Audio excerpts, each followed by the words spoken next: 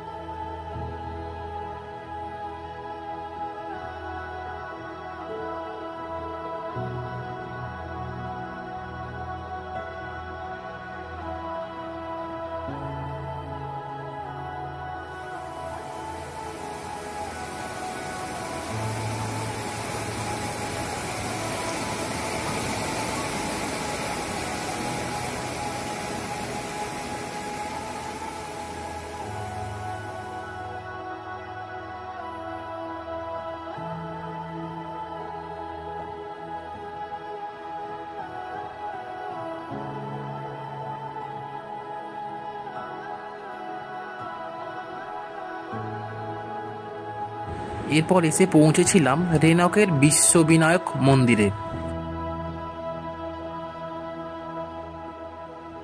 তবে এবারে গন্তব্য যখন সিল্ক রুট বা ইস্ট সিকিমে, এবার আমার প্রথম রাত্রিবাস হেভেন ভ্যালির হোমস্টের হোস্ট রবীন্দ্রজির বাড়ি। এছাড়াও ললিতজির কাঞ্চনজঙ্ঘা মিরর হোমস্টে সব থেকে উঁচুতে অবস্থিত।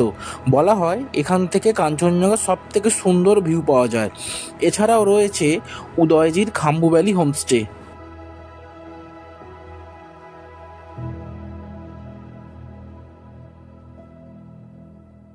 দুপুরের লাঞ্চ শেষ করে সামান্য ট্রেক করে গিয়েছিলাম রাই টেম্পেলে। বলে রাখা ভালো, রাই টেম্পেল থেকে সব থেকে ভালো আরিটার এবং সিকিমের অন্যান্য পাহাড়ের অত্যন্ত সুন্দর ভিউ পাওয়া যায়। আমি দিনের অনেকটা সময়ই এখানে দাঁড়িয়ে থাকতাম। এরপর ধীরে ধীরে সন্ধ্যা হয়ে রাতের পাহাড় অনেকটা ব্যর্থ হওয়া প্রেমিকেরই মতো শান্ত, চুপচাপ, একাকী। এই লম্বা বস্তুটি হলো এখানকার হিটার। এটির সাহায্যে অত্যন্ত ঠান্ডায় ঘর গরম রাখা হয়। পরের দিন সকাল হতেই তার সেই অপরূপ দর্শন কাঞ্চনজঙ্ঘা। হয়তো এই দর্শনের টানই বারে বারে এই পথে ছুটে আসা।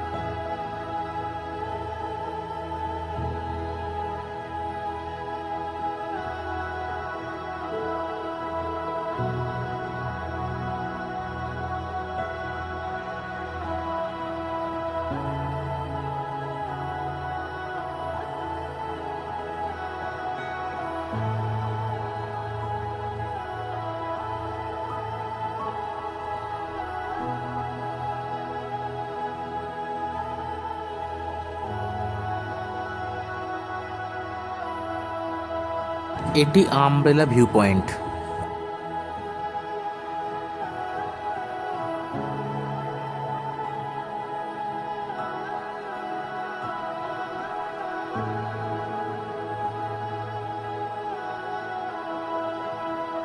এরপর সকালের ব্রেকফাস্ট শেষ করে বেরিয়ে পড়লাম জুলুকের উদ্দেশ্যে।